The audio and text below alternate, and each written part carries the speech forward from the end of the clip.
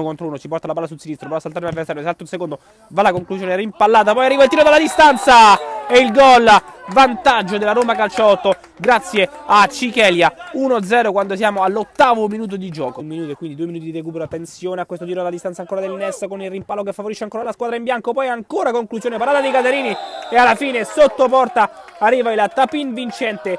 1 pari, il Ness pareggia proprio a 1 minuto dalla fine di questo primo tempo. Contropiede con Seferi e Rossi, 2 contro 2. Seferi si porta la palla sul sinistro, limite dell'area. Seferi, dribbling, tiro, deviato. La palla è ancora della Roma. Attenzione, lato corto dell'area di rigore sulla sinistra. Palla in mezzo, ancora a cercare il colpo di testa. E arriva il gol.